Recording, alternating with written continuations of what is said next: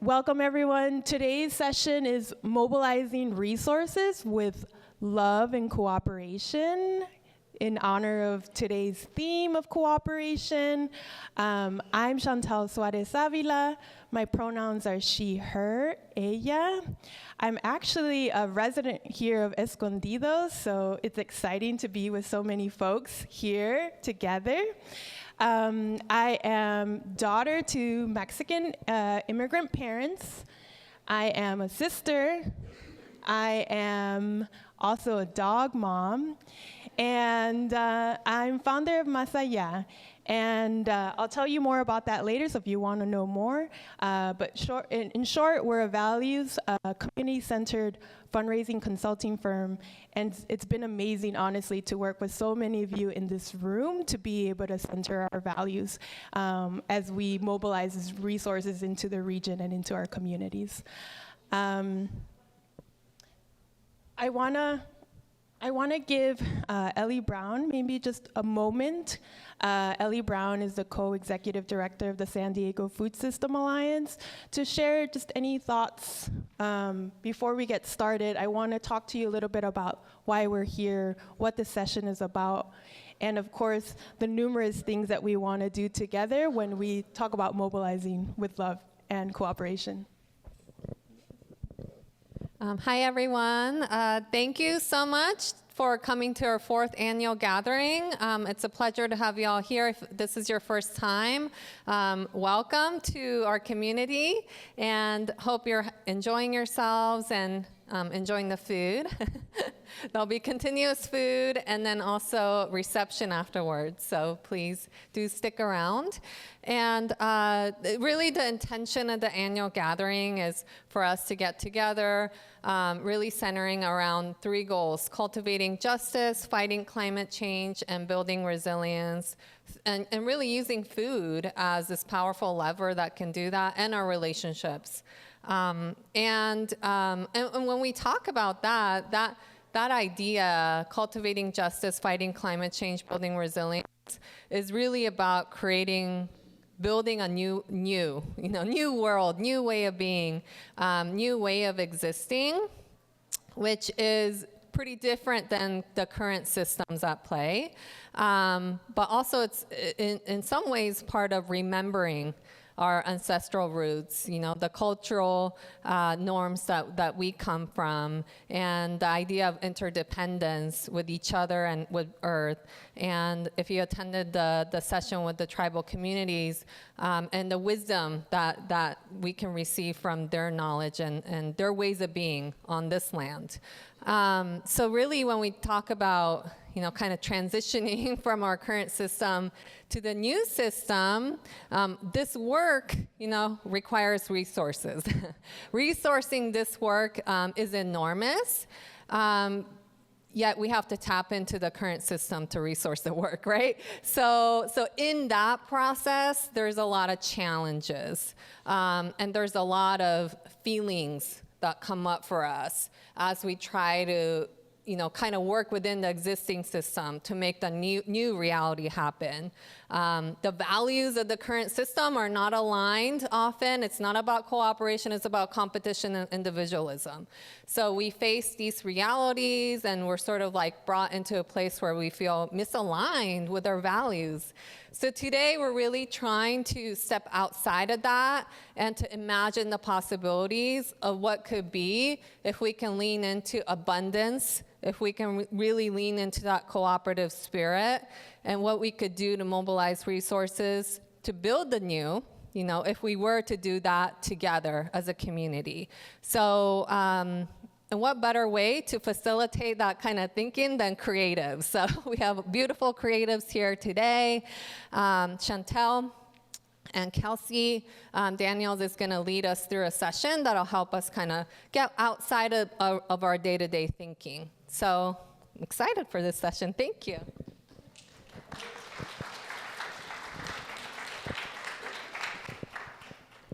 Thank you, Ellie. Okay, so Ellie kind of was already naming some of the things that we have to navigate in the systems that we're a part of, right? And we know systems are not perfect. Systems can change. We can change, right?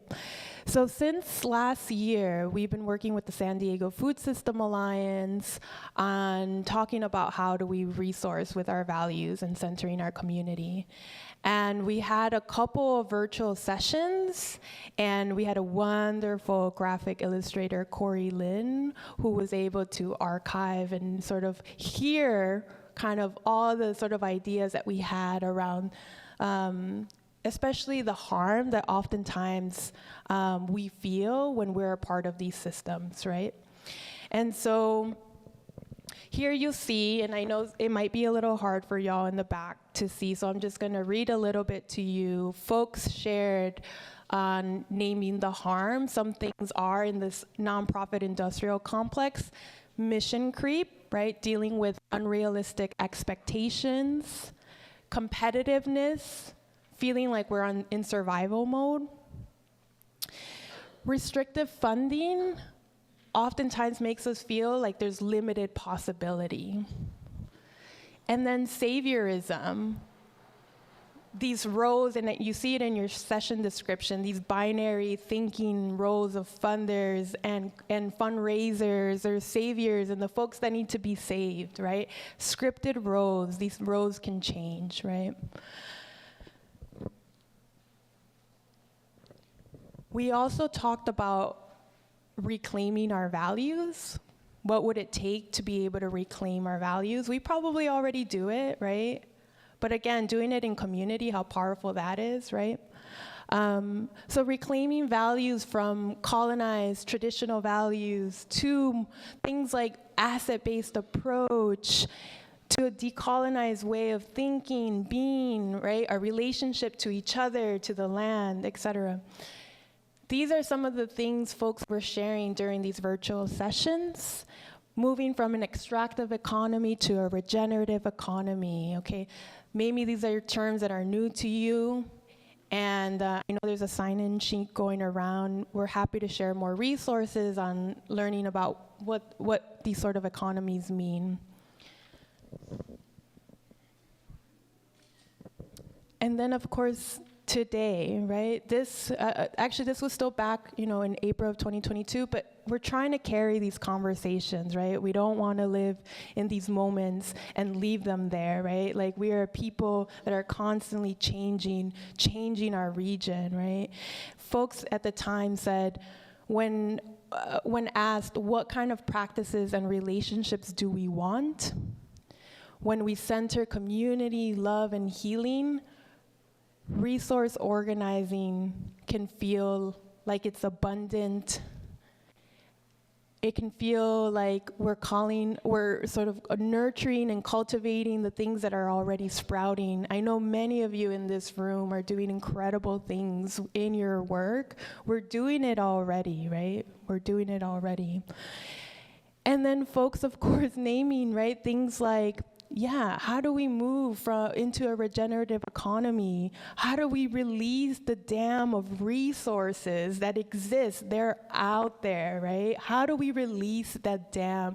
In particular, when, I don't know how new or sort of advanced you are in the nonprofit sector, but there is so much money out there. How do we release it, right? Communities need it.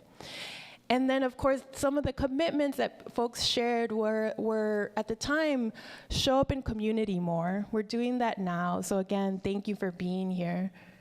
Play more. I hope that you get to feel a little bit of that during this session. Do the internal work, right? We all got things that we're dealing with, and that shows up in our work, in the different sort of spaces that we're a part of.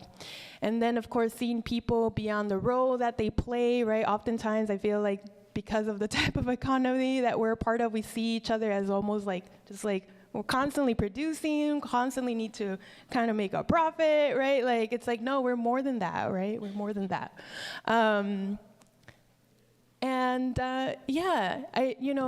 Maybe just take one moment, because we're running a little bit behind. You have the printout in front of you. take one moment and just ask yourself what's coming up as you're reviewing the image. Feel free to write behind the image or just make a mental note what's coming up for you when you see this illustration. And as you're reflecting, we have a really beautiful exercise that Ms. Kelsey O'Daniels is going to lead us with. And Kelsey, are you good? Let me know. You need 15 seconds. Kelsey needs 15 seconds, which means you have 15 seconds to keep processing that image. But no, while Kelsey comes back, I want to share a little bit about Kelsey. Again, 1 year from now, right, all the coordination that's happening today, right, like, we met Kelsey and we're like, we have to do something together, right? Like, we can recognize our energies when we feel aligned. And so I welcome you to also be in relationship with me and each other, obviously. So a little bit about Kelsey. Kelsey's an artist, an organizer, Batty Scholar of the Black Dream Experiment. She's an artist organizer from Southeast San Diego. Their work centers on storytelling, world building, and dream work as tools for liberation. As a fat, Black, queer, disabled femme, Kelsey honors her ancestors and descendants by revoking consent from the failed experiment of white supremacy and dreaming up worlds that are affirming and lit.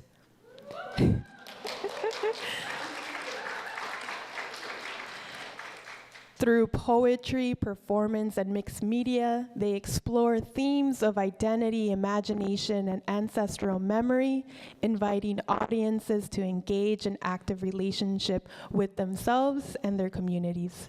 She curates a creative universe called Black Dream Experiment that explores Black dreaming as a collective ancestral wellness and liberation practice. When Kelsey is not moving in her public roles, she enjoys going to the beach, cackling until her sides hurt, and listening to her comfort playlist. Welcome, Kelsey. Hey, y'all. All right. I am so excited to be here. Let me sit down. And have the privilege to open this space up with a dream session. Before I get into it, right, I think, like, I talk about dreaming, but I also want to make sure we have a shared collective definition, right? So when I say dreaming is an ancestral wellness and liberation practice, this came to me, or my work with dreaming came, in Black Dream Experiment, came as a result of being an organizer in 2020 and over it. Specifically, I was in a meeting with my fellow organizers from March for Black Women San Diego, and we are all talking about the things that we wanted to do, but we couldn't because we were doing this, that, and the other. And I yelled out in Kelsey fashion, all my reclaimed slurs got dreams, right? And I was just so clear on the fact that when we are told consistently surviving is a privilege, dreaming feels frivolous and inaccessible, right? And that language became the framework for this larger project. But I want to know from you, when I say dreaming is a liberation practice, what does that evoke for you? Feel free to raise your hand or shout it out. Fourth wall's none. Okay, possibilities. Yes. Freedom, getting out of our head, getting into our bodies, creating space for the irrational, right? Creating space for those big, it'll never work type of scenarios. And so what I want to open up the space with, as a incorporating art, an excerpt of a poem, which abundant plug, unashamed, I have postcards of, to kind of root us in this, and then I am going to put y'all to work. Sounds good? Okay.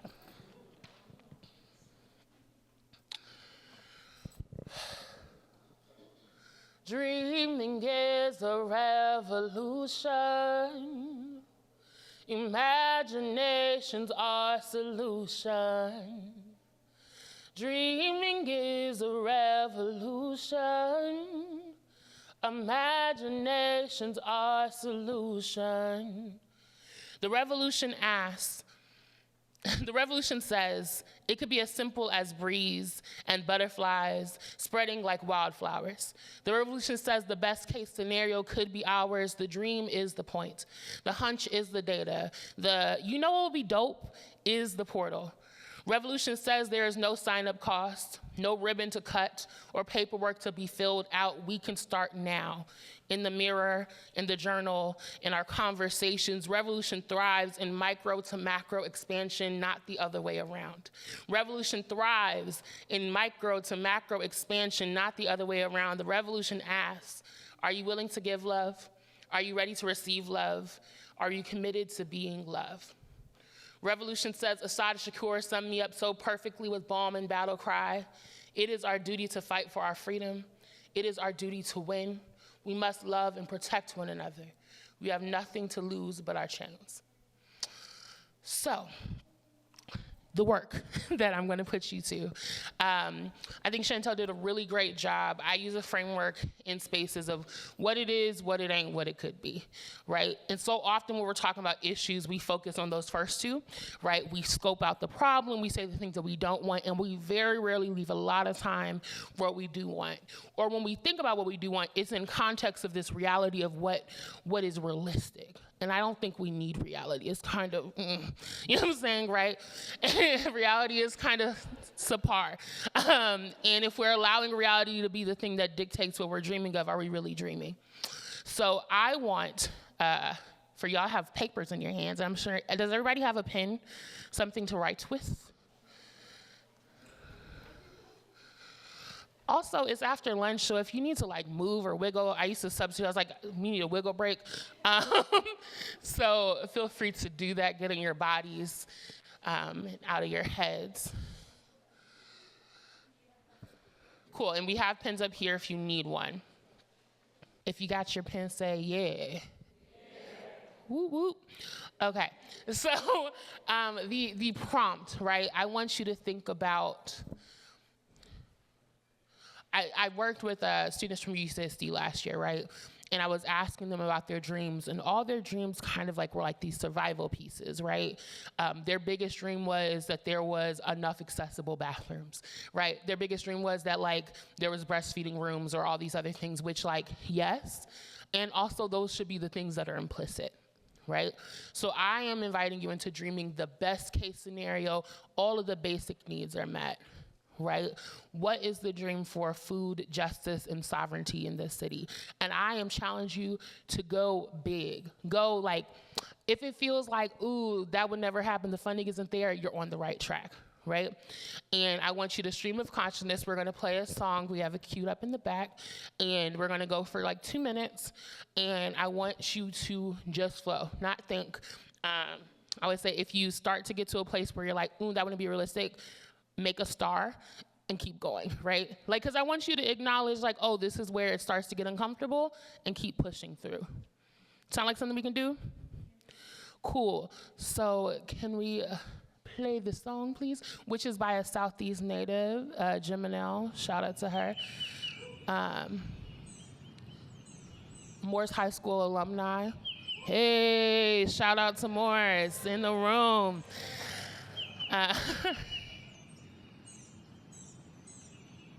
Cool, okay, so the music is starting. It's not just birds outside. So now, and I'm gonna write too.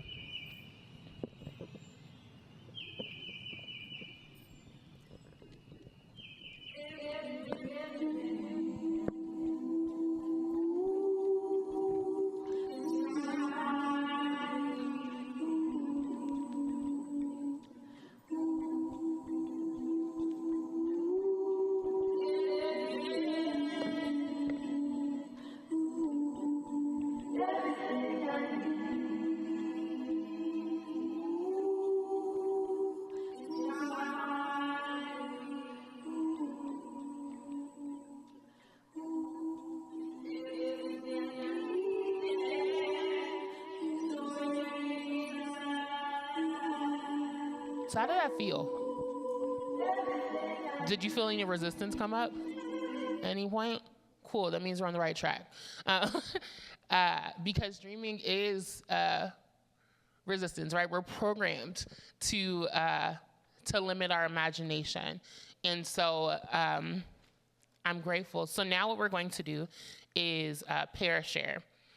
And so look to your neighbor. Maybe it'll be, that's a great question. I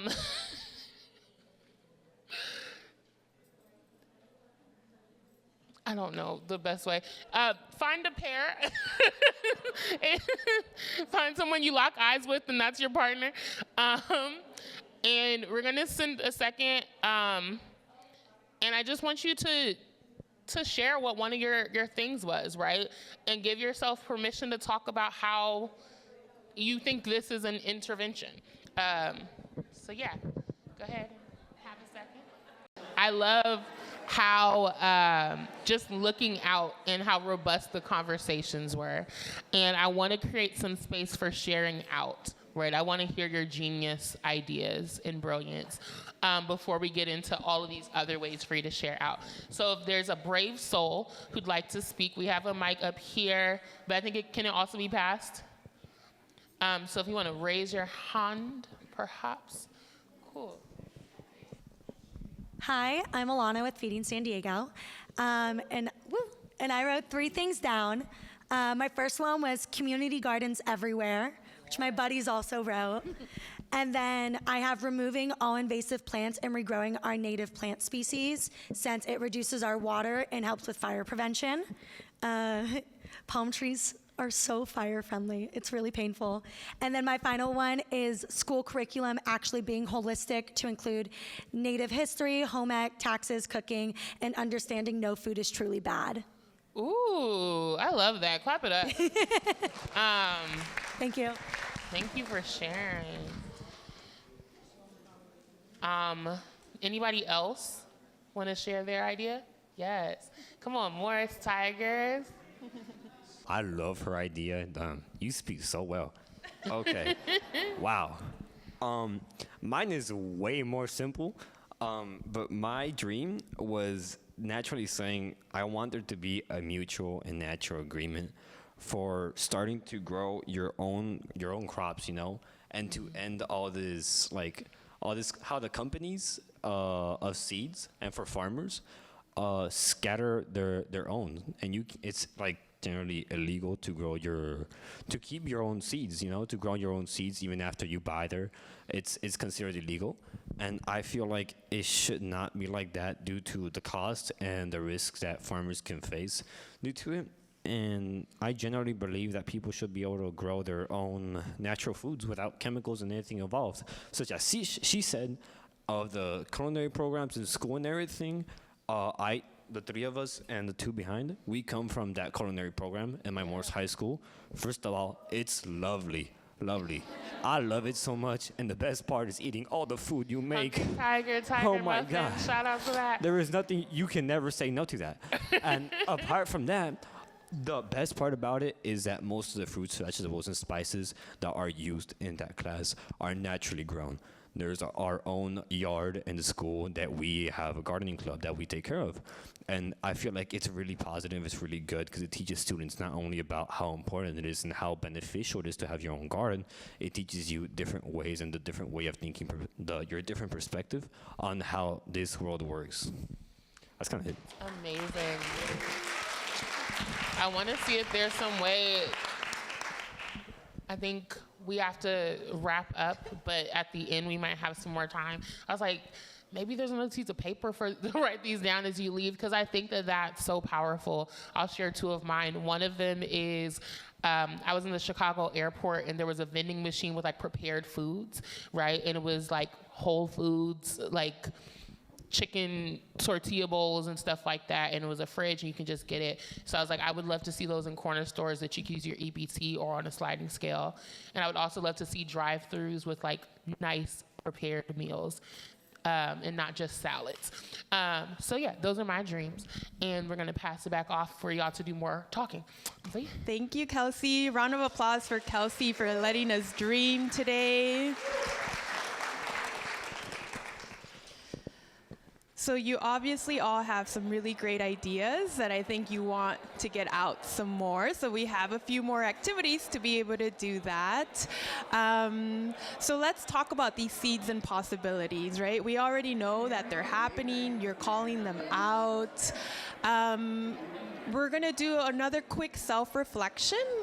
What is seeding already? What ideas can we encourage here in our region? So here's another opportunity to be able to share your ideas here today on paper and for the future of our region. So we have a couple of posters on the wall. Turn here. So seeds and possibilities around decision making. Thinking about when we think about mobilizing resources with love and coordination, the type of decision making that we're a part of as it relates to funding.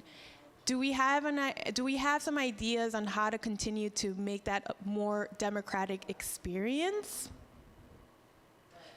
Another idea is around cooperation, today's theme, right?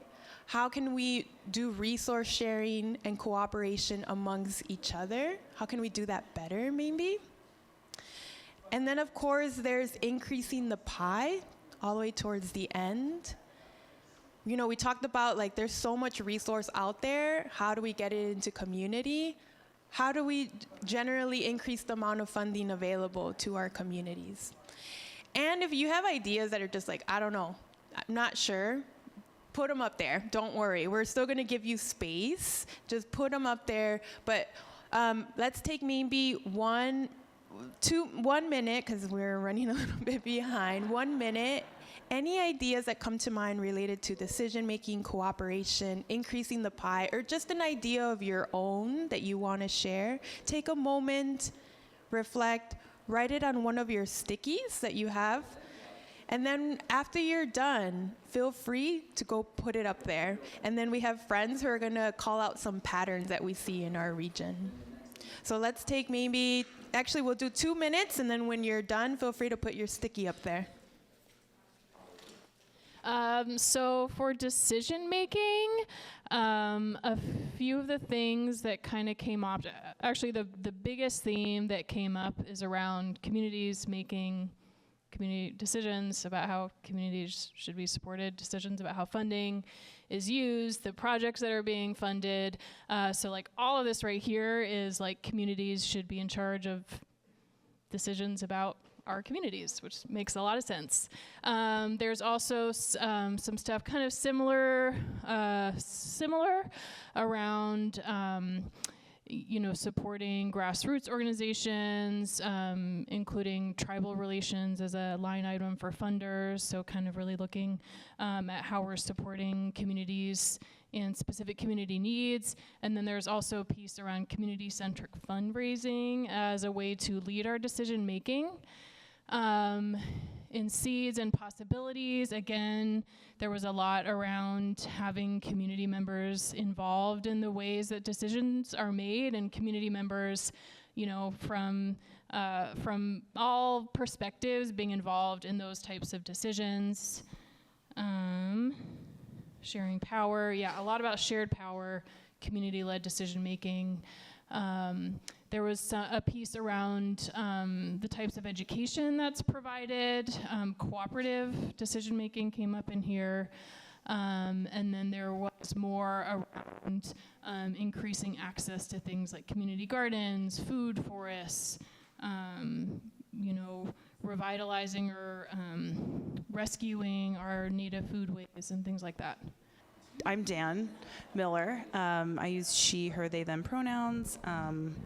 I am here as a community member, as someone who strives to be a good ancestor to those who will come after me.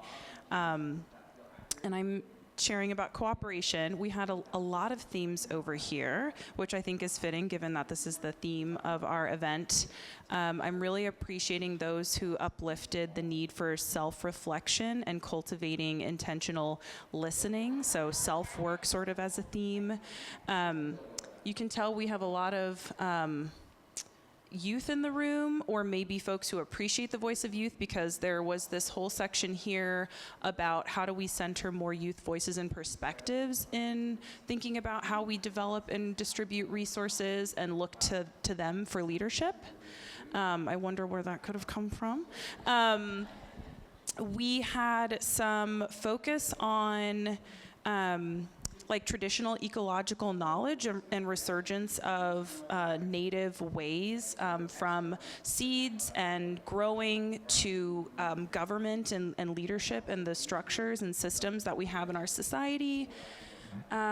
We also had right here in this, I put this in the center intentionally. This is all about more collective ways of thinking and doing. So how do we combine our resources for larger collective impact?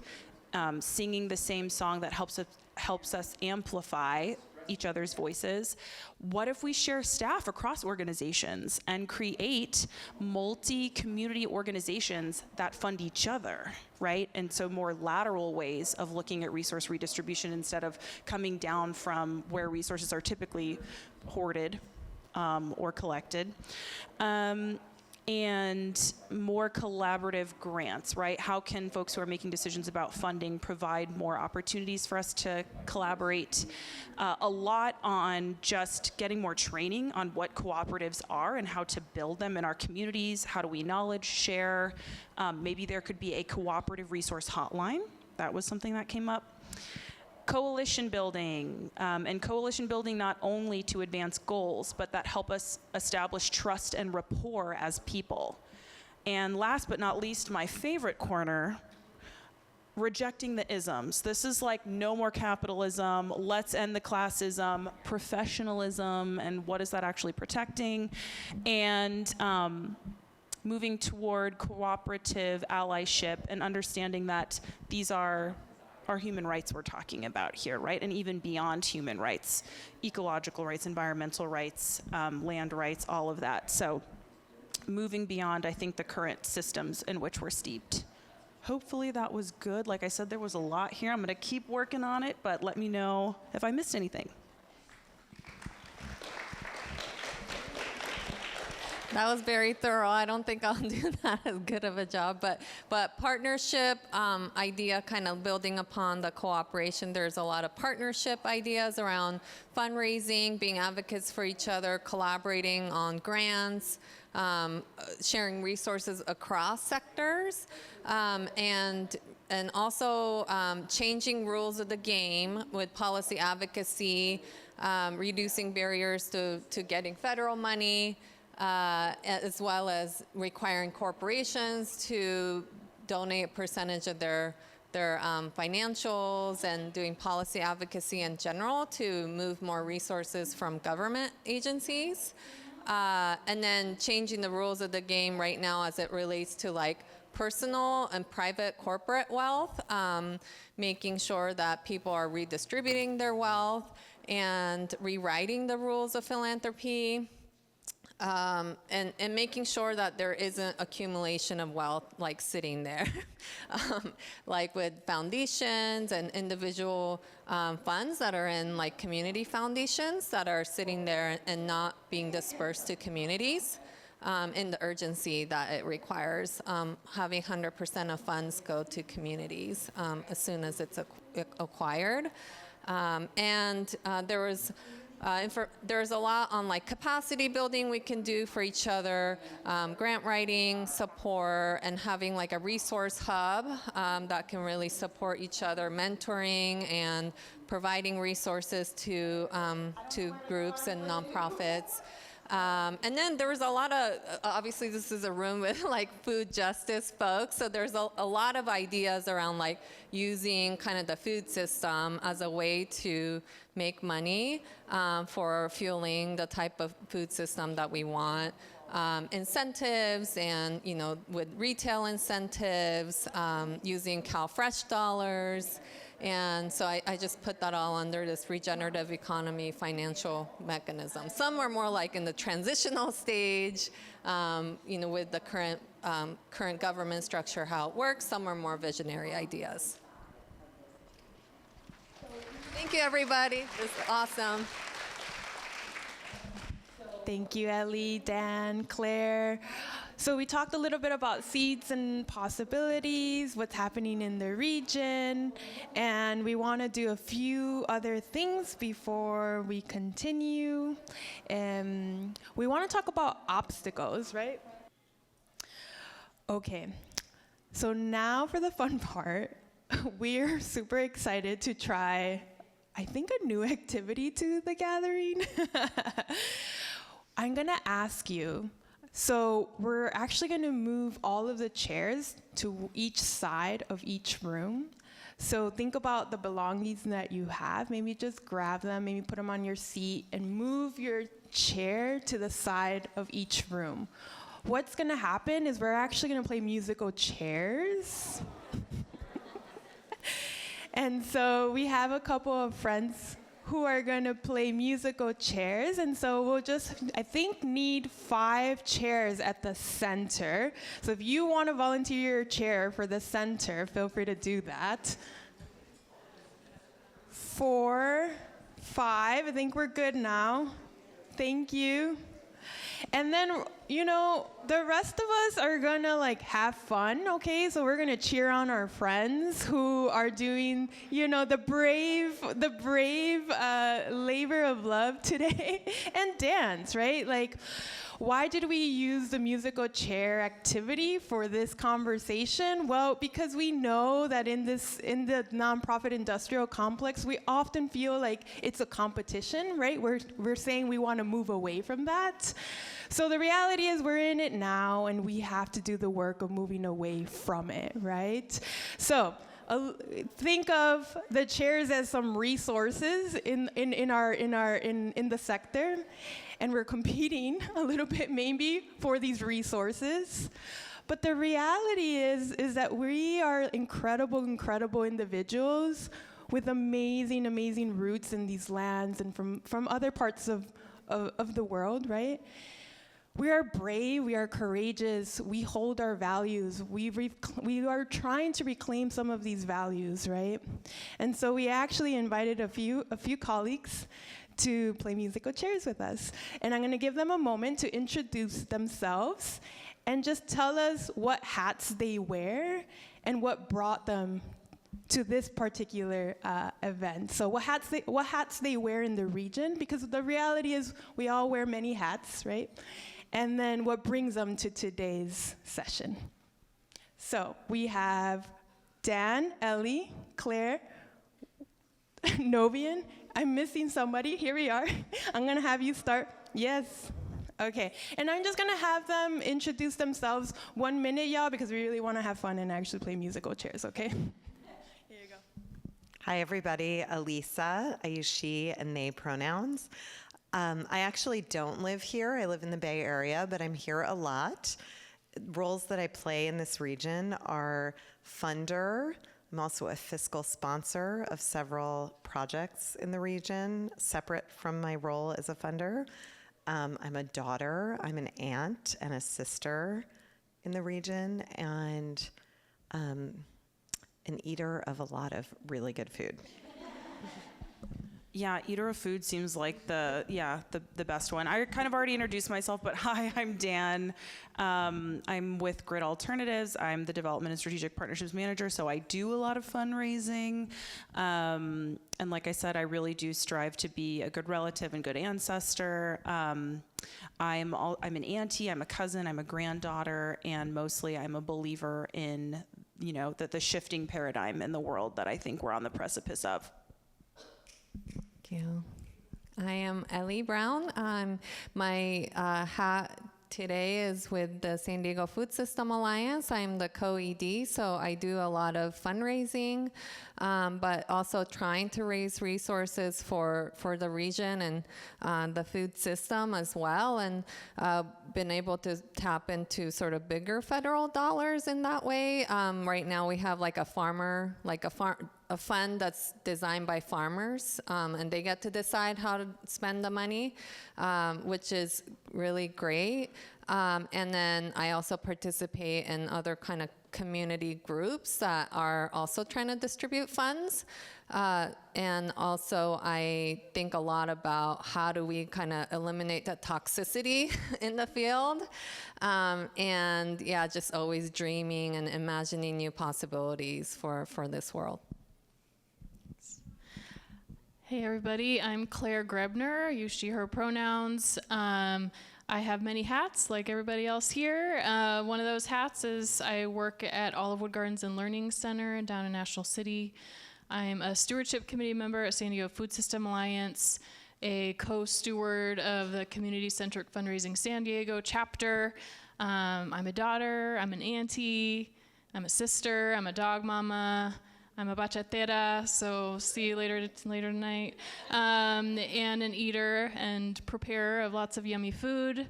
I'm here in this room with y'all today because I am passionate about moving resources where we need them and removing every barrier that is in the way to creating the world that we know that we all deserve and can have. And really critically looking at the power dynamics and the status quo that's in our sector, preventing us from actually achieving social justice when many of us are working towards social justice causes. So that's what I'm here with y'all today, and looking forward to dancing around the chairs. Not on the chairs. ¿Qué tal, mi gente? My name is Novi Yarber. I go by Novi or Dr. Novi. I wear many hats. Today, I guess I am representing the funder. I am the senior learning officer at the Prebys Foundation. And among that, I'm a fellow dreamer. I am a social justice and equity warrior as well. By training, I am an educator. And by calling, I'm a creative artist, a performing artist. I'm also a professional dancer. And I'm also a wearer of impractical shoes, knowing that I was gonna run around today. So if I trip and fall, you didn't see anything. Is that cool? Okay. All right, y'all. So we invited these very brave people to play musical chairs. And honestly, right, there's a lot of obstacles. So today we want to shout it out. So think about what obstacles maybe you'd like to share after musical chairs, but we're gonna play. And so as the music is going, right, whoever doesn't, end up getting a chair, a resource, in response to that, they're gonna call out what is actually getting in the way to getting these resources. So we wanna be courageous and brave. We need to do it. We need to do it. If we don't call it out, the shift is not gonna be happening, right? So, are y'all ready to see them dance? Because I am. All right, so we have Maria Rene, the DJ, back here, playing some tunes for us. And so, ready, y'all? If we want to surround your chair, maybe you have a favorite. They all look the same. Hey, do we have...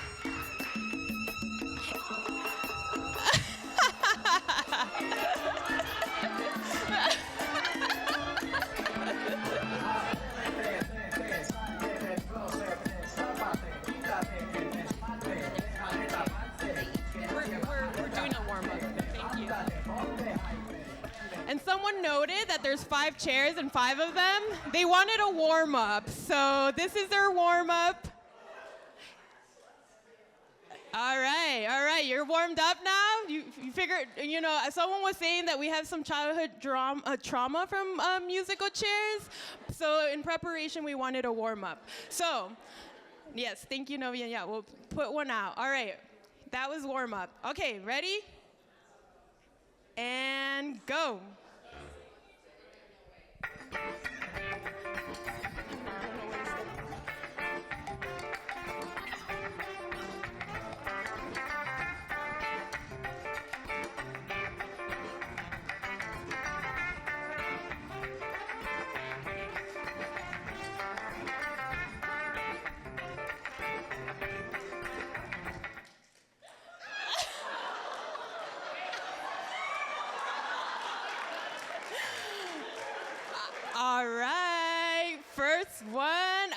what are we calling out before you leave? What are we calling out as an obstacle? Just one thing, and then we'll move to more dancing. Not enough chairs? Not enough resources, maybe? Yeah, but also like fear of losing. Fear of losing. Thank you. All right, here we go. Ready? Thank you. Thanks for coordinating with us.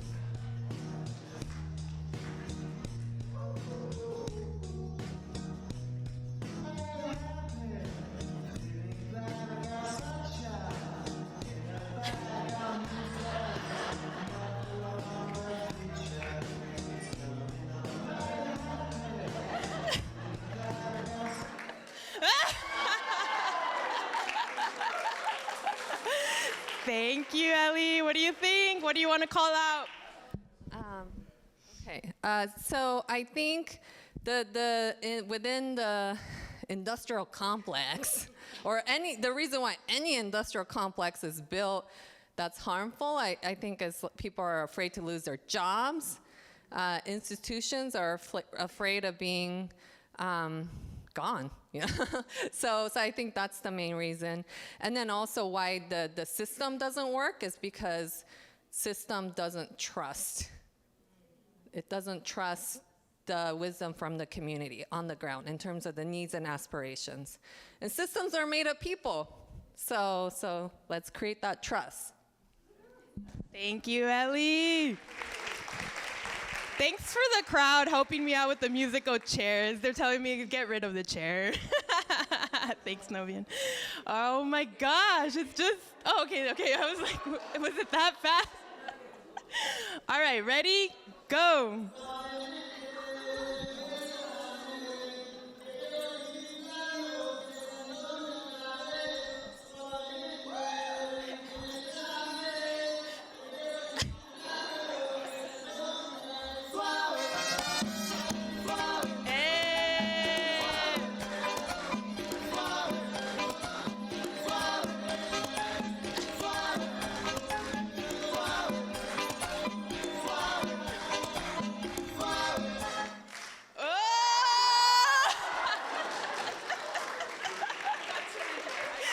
Dan, let us know. What do you want to call out?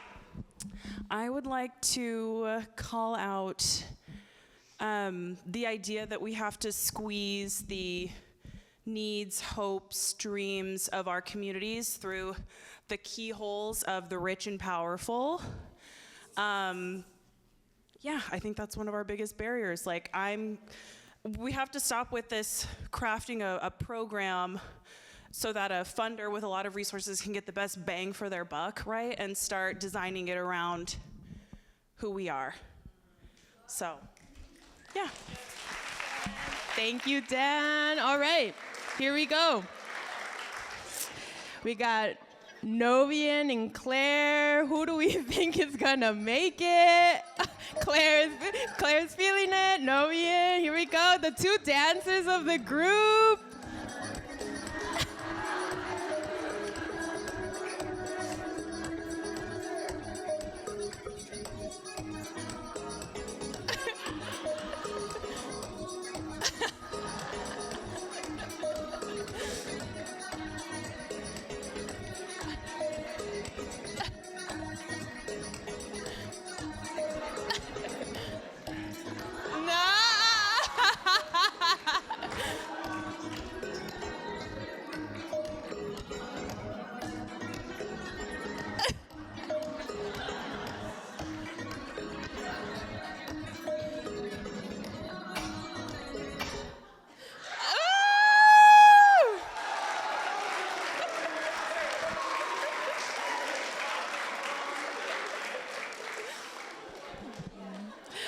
And also, I love that you hugged.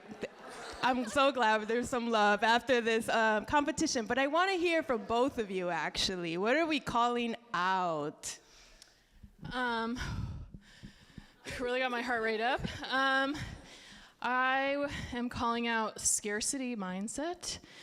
And that shows up in so many ways. Shows up in how, in the foundation, 5%, give out rate when there's just making money. It shows up in how we pay our people and accept that, and we don't push back on our funders and our systems to improve quality of life.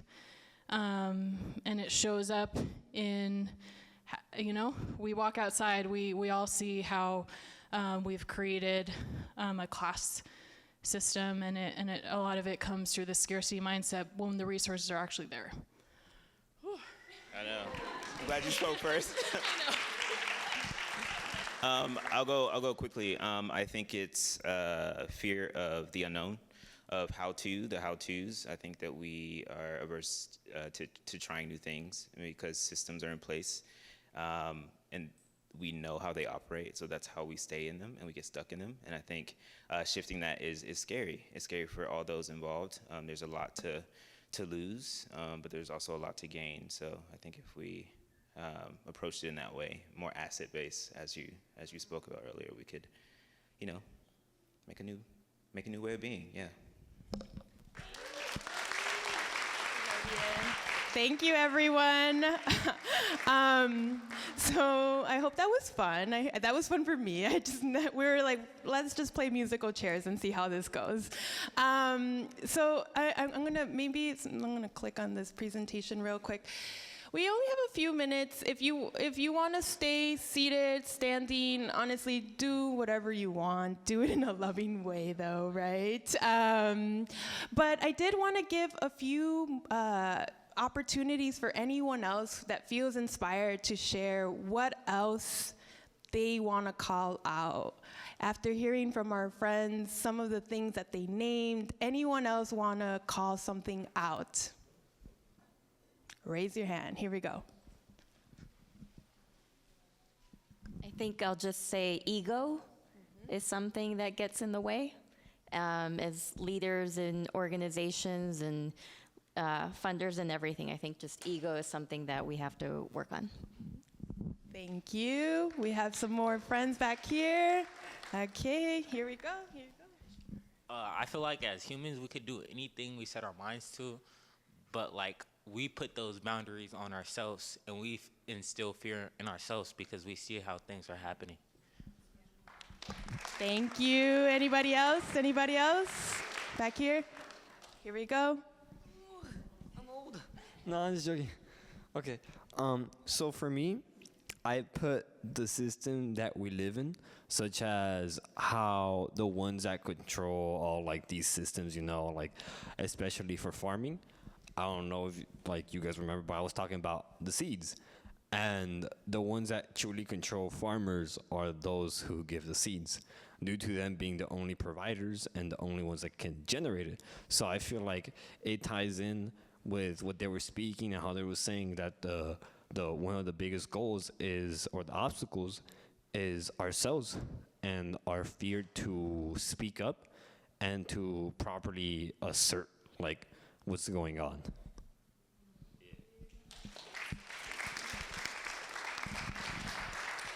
All right, y'all. So, we have one more? Okay, one more. Who wants to go? Uno de los obstáculos es, yo lo voy a decir en español y lo traducen. Uno de los obstáculos también es la división de las mismas personas, de la misma gente.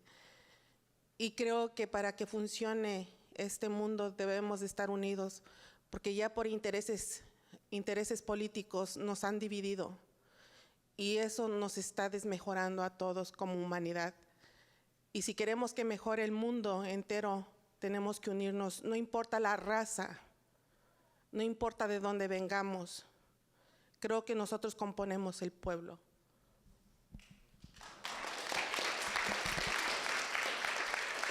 And what our friend here said, I think one of the obstacles that, creates some constraints is this division that we're experiencing, right?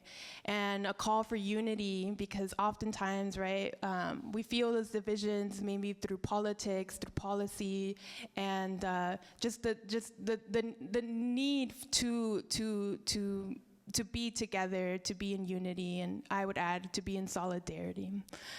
Thank you. Okay, so again, because it just takes too much time to arrange all the seats, stand, sit, do whatever you want. We weren't sure how this was gonna go, so thank you for being flexible. A path forward, right? I told you that we've been working on these conversations, and they're not just conversations, right? We're doing something about it. We've been having these conversations in community since last year. We don't want them to stay in these rooms, right? So just like how you've seen our friends' ideas been captured through these visuals, you see your ideas on posters, and we want to document our dreams, our ideas, right? For a path forward, we're already experiencing it, but here's a moment where, the abundance of ideas is there. I think what we're also experiencing is the accountability that we need of ourselves, of each other, of everyone in these different positions, of folks who have access to resources, who have access to different talents and skill sets that make this region possible. Maybe just take a moment and think about how can we keep ourselves and each other accountable for our dreams and communities. So take a moment, think about that, and I'll ask a few people to share how we could do that. And we want to hear from you, right? We need to understand like how we can implement accountability practices in our region. If you want to use the stickies or take a moment and share here using the microphone, you can add your ideas to the Path Forward poster, of course. If you already have some ideas that you'd like to share, let us know what you're thinking. As we think about our path forward, how do we keep each other accountable? And I think I already see someone back here has something to share. I feel like the first way is to actually share our goals with other people and ask them what theirs are, because when we're working for our own organizations or for our own goals, we often will see other people as competition, and that's not how we should be treating it, and we can always support. There's always ways to support each other because there's plenty to go around. Thank you. So sharing our goals. Back here.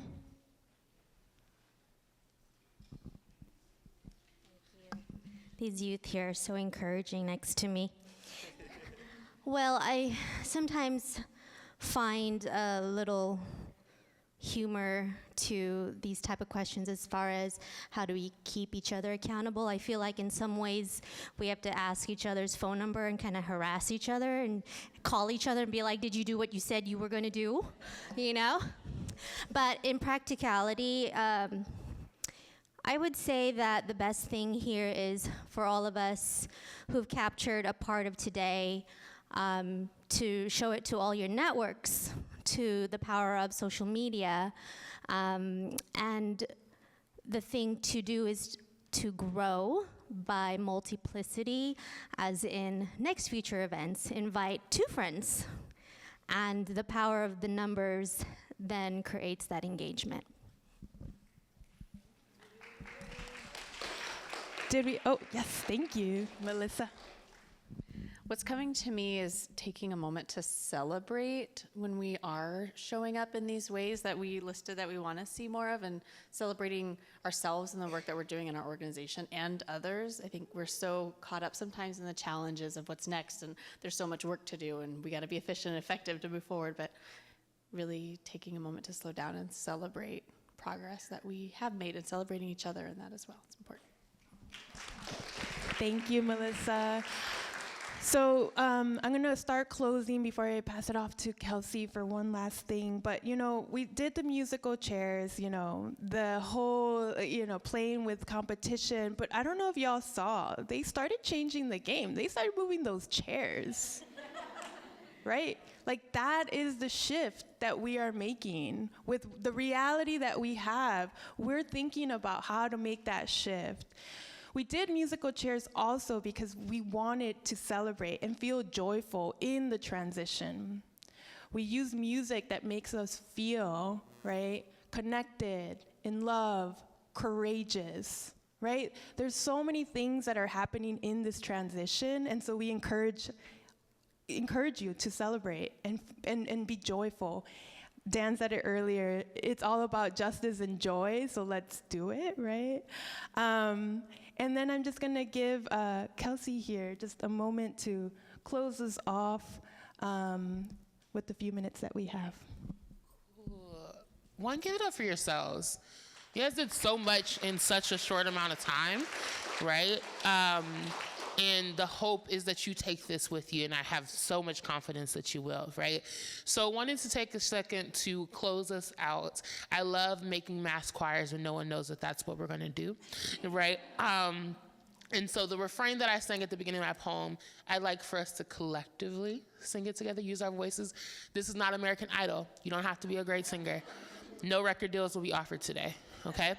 But I think there's something about getting in our bodies somatically, also creating earworms for justice. I want this to be rolling around in your head. So we'd like for us to sing it a few times, and we're gonna close out with this thing called the Asada chant, which I'll do it. But just a quick little thing, when I do this, that means that we're ending, right? So like you just got choir 101. If I go like this, we keep going. This means that this is the last time. Sounds good? And so use your lovely voices. Feel free, if you feel so called to ad-lib, do a little razzle-dazzle, you can. But if not, just stay right there in the melody. Can we do that? Okay, so I'm gonna start, and I'm going to invite you to join in. Can we? All right. Dreaming is a revolution. Imaginations are solution. Join in. Dreaming is a revolution. Imaginations are solution. One more time. Dreaming is a revolution. Imaginations are solution. One last time. Dreaming is a revolution. Imaginations are solution. Repeat after me. It is our duty to fight for our freedom. It is our duty to win. We must love and protect one another. We have nothing to lose but our chains. One more time, a little bit louder with our chest. It is our duty to fight for our freedom. It is our duty to win. We must love and protect one another. We have nothing to lose but our chains. Last one, make them jealous, okay? It is our duty to fight for our freedom. It is our duty to fight for our freedom. It is our duty to win. It is our duty to win. We must love and protect one another. We must love and protect one another. We have nothing to lose but our chains. We have nothing to lose but our chains. Ashe, thank you so much.